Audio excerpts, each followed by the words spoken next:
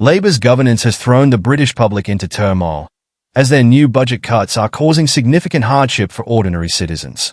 Pensioners are being forced to choose between heating their homes and buying essentials, while farmers are grappling with crippling inheritance taxes. At the same time, Labour ministers appear to be enjoying the benefits of power, spending lavishly on office renovations and unnecessary luxuries, leaving taxpayers footing the bill.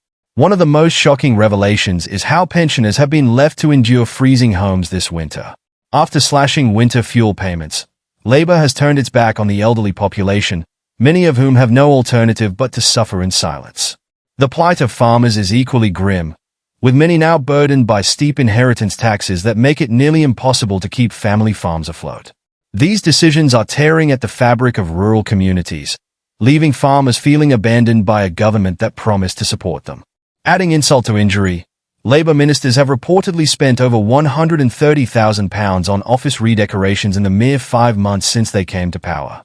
This includes extravagant expenditures on new furniture, televisions, freezers, and even low-back meeting chairs, items that hardly seem necessary during what they have called a time of financial crisis. In one particularly egregious instance, £43,000 was spent on renovations that many believe were completely unnecessary. Labour's hypocrisy is on full display. After promising to cut costs and stabilise the nation's finances, they are instead prioritising their own comfort while the British public struggles to make ends meet.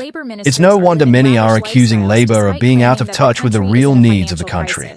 Their actions paint a picture of a government more focused on enjoying the perks of power than solving the issues facing everyday citizens. The disconnect doesn't stop there.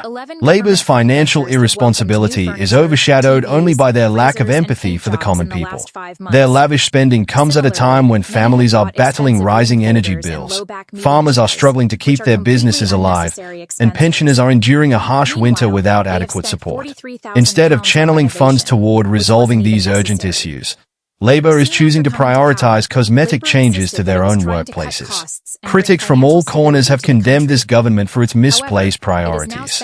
Many are now openly questioning whether Labour has the capacity, or even the will, to lead the country through its challenges. Despite their promises, their track record thus far suggests they are more interested in preserving their image and enjoying their positions than addressing the struggles of ordinary Britons. Labour's actions have left many wondering if their time in power will be short-lived. The mounting frustration among voters suggests that trust in this government is eroding rapidly. For a party that swept into power with promises of change and accountability, their inability to connect with the everyday realities of British citizens could mark the beginning of their decline. What do you think? Is Labour's focus on lavish spending and neglect of the public unacceptable? Are their policies doing more harm than good? Share your thoughts in the comments below and let us know how you feel about the direction this government is taking.